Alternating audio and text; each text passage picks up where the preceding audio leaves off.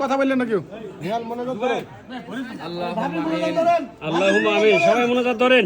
রাব্বানা আতিনা ফিদ দুনিয়া হাসানাতাও ওয়া ফিল আখিরাতি হাসানাতাও ওয়া কিনা আযাবান নার।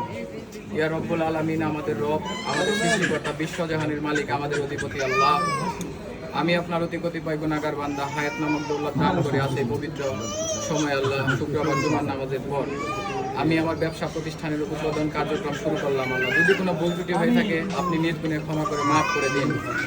আমার এই ব্যবসা প্রতিষ্ঠানের পাশাপাশি যত ব্যবসা প্রতিষ্ঠান আছে আল্লাহ, আশেপাশে সকলের ব্যবসা প্রতিষ্ঠানের উত্তর সমৃদ্ধি, কল্যাণ ও বরকত দান করুন। ইয়া রব্বুল আলামিন, আমি নিজের উপর অনেক জুলুম করেছি, অন্যায় করেছি, গুনাহ করেছি, পাপ করেছি, আমাকে ক্ষমা করে দিন। আমিন। আমার সাথে যারা হাত উত্তোলন করেছে আল্লাহ আমিন আমিন বলতেছেন, তাদের সকলের গুনাহ ক্ষমা করে মাফ করে দিন।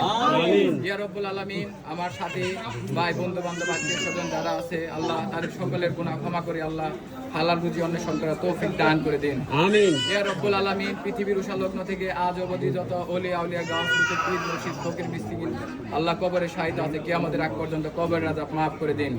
ইয়া রব্বুল আলামিন, জন্ম থেকে আজ অবধি যারা আমাদের কষ্ট দিয়েছে, দুঃখ দিয়েছে, যাদের কারণে আমরা কষ্ট পেয়েছি, আমরা যেন অন্তর থেকে তাদেরকে ক্ষমা করে দিতে পারি, সেই তৌফিক আপনি আমাকে দান করে দিন। আমিন। এবং আমি আমার নিজ মনে যাদের কারণে আমি কষ্ট পেয়েছি তাদেরকে আমি মন থেকে আজকে আমার এই দোকানের উদ্বোধন উপলক্ষে আমি ক্ষমা করে মাফ করে দিলাম।